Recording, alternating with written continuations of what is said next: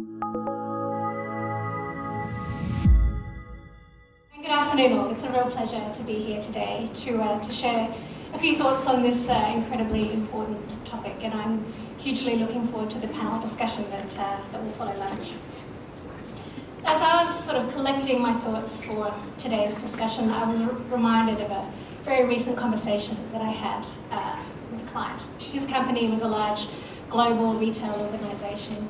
He was a member of the executive team, and this organisation was about to embark on a big and quite complicated transformation agenda. And he just looked exhausted. And he said to me, you know, it feels like we've barely finished the last transformation, and here we are gearing up to go again. And he sort of felt that it was hard to expect any of his people to really know what doing a great job looked like because they were changing the goalposts so frequently. And it was a pretty offhand comment, and he was a particularly staunch advocate for this new round of transformation the organisation was going through. But the comment and just his general exhaustion sort of hit a chord with me. And I think in many ways this gets to the heart of the challenge of leadership today. We at McKinsey run a survey on this every few years and ask this question about how frequently are organisations undergoing big structural shifts or big transformation efforts, and how long does it take them to get through it? And probably the answer won't surprise you. The average time it takes a big organisation to sort of shift from this direction to this direction hasn't changed a lot in the last 20 years. It typically takes between 18 and 24 months. But the frequency with which organisations are undergoing these changes has increased quite dramatically. From more like every 4 to 5 years in the 1990s when we asked the question, to much closer to every 2.5 years today. And I think this probably just confirms what most of us intuitively know to be true. On the one hand, the macro environment is changing so quickly that organisations need to be able to respond and change in increasingly short cycle times. But on the other hand, big organisations are hard to shift. The core sort of structural foundation of an organisation hasn't changed dramatically. It bears a striking resemblance to what they used to look like 50 to 100 years ago. And if anything, the global physical footprint and the scale of organisations have made them even more complex creatures to shift. And so the challenge of reconciling these two opposing forces of the need to move and change at pace, but the complexity of doing that in a big, large organisation, of course, falls to our leaders.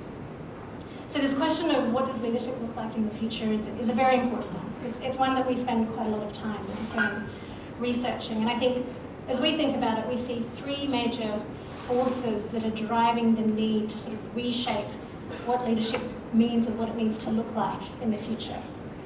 So those three forces, roughly as we would describe them, the first, some big shifts in the macro environment that are shifting this compact between firms, society and government, and therefore sort of shift the guidebooks in terms of what leaders need to do to succeed and endure over time. The second is the nature of work and the nature of expertise in a world of artificial intelligence and big data, and this quite fundamental shift that's happening between humans and machines and how that changes an organisation. And the third is just the shift in the nature of an organisation itself, and particularly the blurring of the boundaries between customer, employee, regulator, shareholder, and what that means for the entity that we think of as a firm. So I might just spend a few moments on each of those before coming back to this question of what is the implication for what we need for our leaders going forward. So first, on the macro environment, clearly there's a lot happening in the macro environment, and we're not going to cover it all today. But as we think about it, three themes emerge from this, which really impact what society is expecting of firms in the future, and therefore what leaders need to grapple with. The first is the support, or the trend in support for this Anglo-Saxon flavour of capitalist democracy and the associated sort of globalisation of trade that goes with it, which there are emerging signs of sort of trending downwards across the developed world. This was in some ways evident in the outcomes from the US election or from Brexit, but there's also an increasing body of research that suggests that particularly across younger generations in Anglo-Saxon countries, the level of support or confidence in this current form of capitalist democracy as being the best sort of mechanism for governing their country is on a downward trend. And in particular, those under 30 are 3 to 4 times more likely than those over 60 to feel confidence that this current operating model is the right one for their country. Which links a little bit, I think, to the second really important part of this shift in the macro environment, which you might refer to as sort of the hollowing out of the middle class. So if you plot a line of income growth by decile of the population globally over the last 30 years, you get sort of a horizontal S shape. So the bottom 10% of earners globally haven't seen any substantial income growth in the last 30 years. These are the poorest of the poor, sort of locked out of global development processes. The next 5 or 6 deciles have seen enormous growth, which is sort of the shift of the emerging economies across Asia, South America and others. And then the next 1 to 2 deciles, which essentially sort of represent the middle working class and developed economies, and back down at the bottom of the curve, have seen close to zero growth in income over the last 30 years. And finally, the last decile is sort of off the chart, which serves to sort of intensify the relative stagnation of that middle couple of deciles.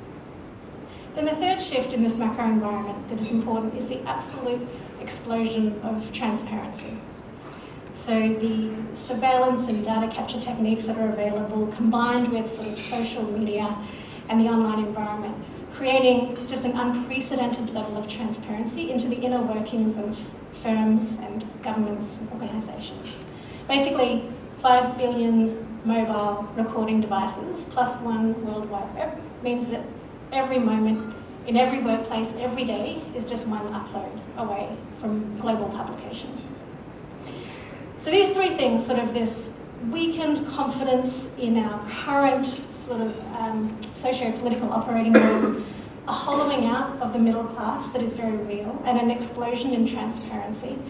You know, there are many macro trends that are playing out at the moment, but these 3 in particular are sort of shifting the guideposts of what is expected of organisations, and therefore what leaders need to do to ensure that they have successful and enduring organisations over time.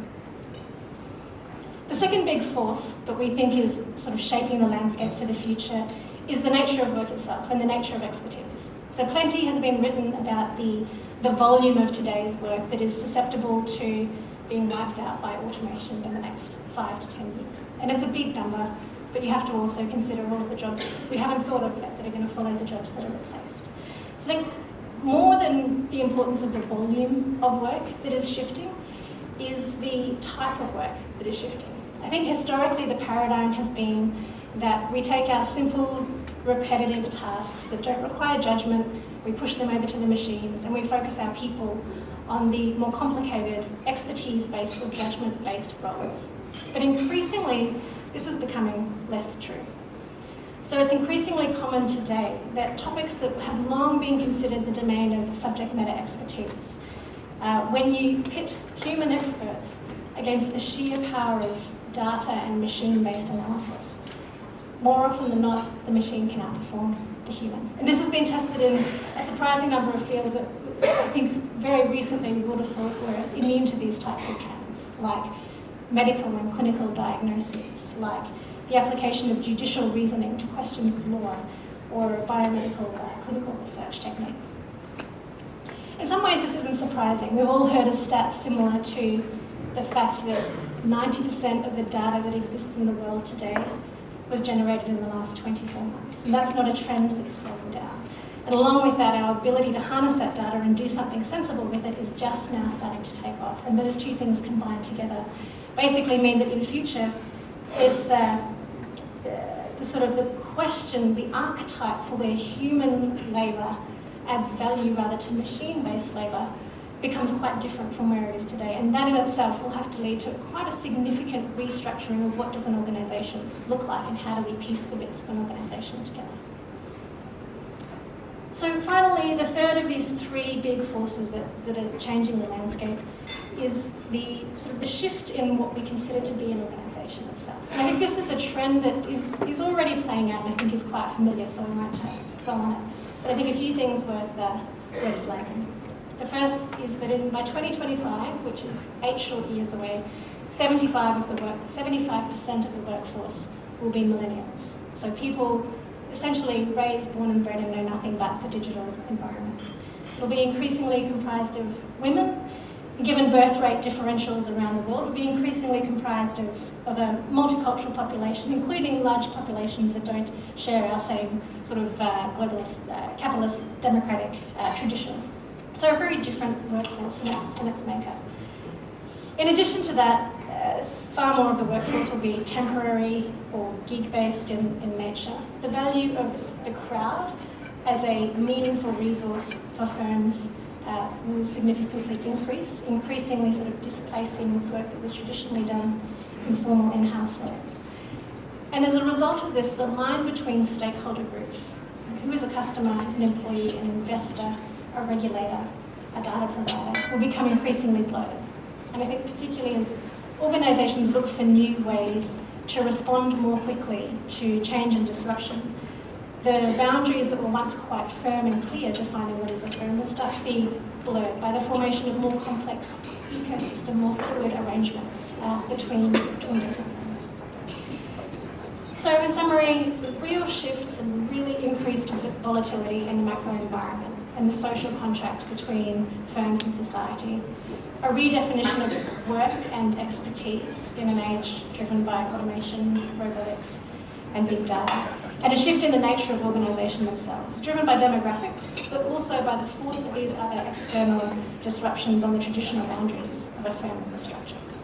I think pretty clearly a lot of change, the role of leaders couldn't be more important. And this is the issue that we'll get to explore more deeply with our panel this afternoon. In advance of that, I thought I'd just share 4 thoughts on the 4 characteristics that we think are going to become disproportionately more important for our leaders of today and tomorrow. The first we would describe as sort of a shift from technical leadership to adaptive leadership, where technical leadership is what's called for when you have a known problem to solve, or an unknown problem to solve, but a familiar path to solving that problem. And in this kind of model, a leader adds value primarily by inspiring sort of disciplined adherence to a way of working or a known way of doing things. We contrast that with adaptive leadership, which is leadership that's required when you're in the space of a totally unfamiliar problem or a problem that is unfamiliar and there is no clear path to solving that problem, where the leader adds value not by inspiring adherence to a disciplined process, but by facilitating and actively drawing out dissent, by drawing out diversity, by being quite willing to make big shifts of resources from one part of an organisation to another without the sort of the bank of evidence that might have been available in the past. Second characteristic that we think becomes increasingly important is moving from being sort of single sector leadership focused to tri-sector leadership focused, where tri-sector is the public sector, the private sector, the social sector. I think increasingly both the opportunities and the threats for organisation will cut across the boundaries of all 3 sectors. And there'll be an increased premium on the need for leaders to be able to articulate the social or the public value of their organisation, not just the shareholder value of their organisation. So linked to that, the third characteristic that has a premium on it, which is the increasing need for leaders to have a compelling narrative and vision for their organisation. This is not just to sort of unlock the best of the resources that are within the organisation, but also almost as a form of protection against some of the external forces that we discussed earlier. And finally, and perhaps most importantly, is the absolute necessity for leaders to be able to manage their own energy and their own well-being. This job is getting far more physically demanding and far more emotionally demanding on the individuals involved, whether it's the sheer geographic travel and the jet lag involved, the 24/7 availability, the increased frequency of internal and external crises that need to be responded to, and just the sheer level of scrutiny with the increased levels of transparency. We need leadership roles to be appealing for our highest potential current and future leaders. And so this puts a premium on the skill set that makes being in that role sustainable for these leaders over significant periods of time. Ladies and gentlemen, thank you for the opportunity to share a few framing thoughts for the conversation that's going to follow today. We are fortunate to shortly have an exceptional panel of leaders to talk us through this exciting topic.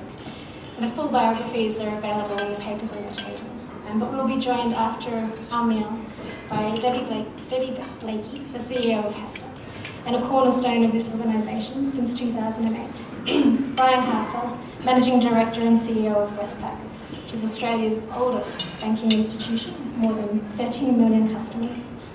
Dean Mehmet, the Managing Director and CEO of Hastings Dairy, which has been a leader in mining and construction across the Asia Pacific for more than 80 years. And John Massey, an esteemed veteran of corporate and civic leadership in Australia, currently Chairman of Transurban Queensland and UQ Holdings, and obviously a member of CEDA's Board of Governors. A wonderful panel, should be a wonderful discussion, and thank you again.